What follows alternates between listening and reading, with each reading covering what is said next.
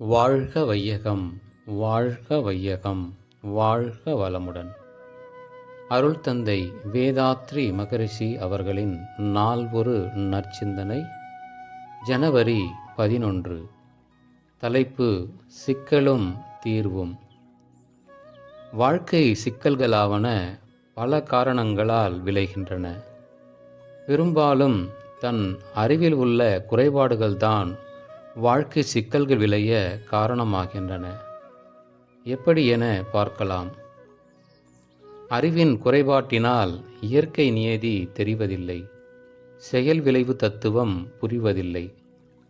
தவறு செய்தால் இன்றோ நாளையோ அறிவிற்கோ உடலுக்கோ துன்பம் விளையும் என்பது தெரிவதில்லை.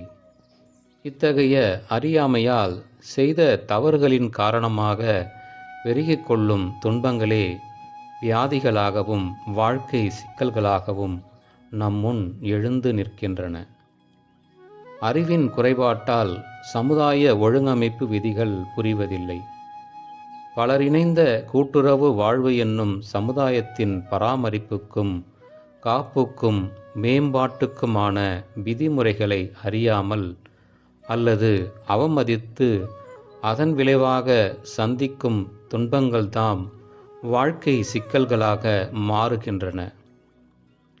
பிறப்புக்கும் இறப்புக்கும் இடையில் உருளும் வாழ்வு எனும் காலகட்டத்தை கடந்து கொண்டிருக்கும் நான் யார் என்று தெரிவதில்லை.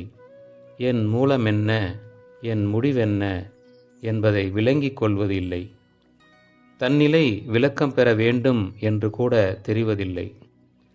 அதன் விளைவாக வாழ்வின் பிறவியின் நோக்கமாகிய வீடு பேறு என்ற உன்னதமான லட்சியத்திற்கு இசைவான வகையில் வாழும் முறையை அமைத்து கொள்ளாமல் அந்த லட்சியத்திற்கு இடையூறாக எதிரிடையாக என்னென்ன வழிகள் உண்டோ அப்படியெல்லாம் வாழ்வதால் அந்த முரண்பாடே வாழ்க்கை சிக்கலாக முளைக்கிறது.